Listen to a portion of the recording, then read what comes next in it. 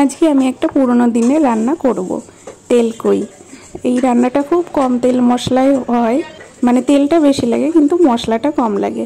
আমি কই মাছটা খুব ভালো করে ধুয়ে নিয়েছি। কই মাছের গায়ে কেমন যেন স্লিপ কাটে, সেরকম হরহরে কিছু একটা থাকে। অনেকক্ষণ ধরে ঘষে ঘষে ভালো করে ধুয়ে নিয়েছি। এবার নুন হলুদ মাখিয়ে নিলাম, একটু তেলও দিয়ে দিলাম।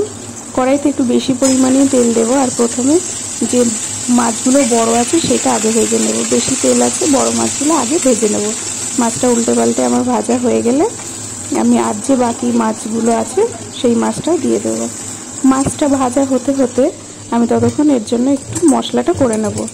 1 চামচ ধনে আমি ভিজিয়ে রেখেছিলাম, 1 চামচ ধনে নিয়েছি, 1 চামচ জিরে নিয়েছি, আর আদা, কিছুটা কাঁচা লঙ্কা, কিছুটা শুকনো লঙ্কা। এটা আমি একটু ঝাল ঝাল করেই করব, ঝাল ঝাল করে করলে খেতে ভালো লাগে। বাকি মাছগুলো আমার ভাজা হয়ে গেছে। কড়াইতে আমি একবারে বেশি পরিমাণেই তেল দিয়েছিলাম, যেহেতু তেলটা একটু বেশি রাখতেই হবে।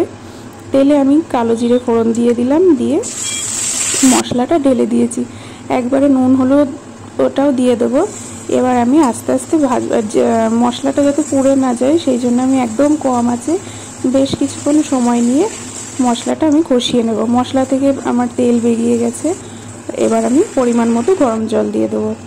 জলটা যেই ফুটে উঠলো মাছগুলো দিয়ে দিলাম। মাছগুলোও আমার সেদ্ধ হয়ে যাবে, আবার ঝোলটাও ঠিকঠাক হয়ে যাবে।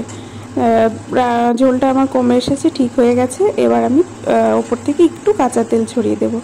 নাড়িয়ে চাড়িয়ে আমার রান্নাটা হয়ে গেল। কেমন লাগলো জানাবেন প্লিজ।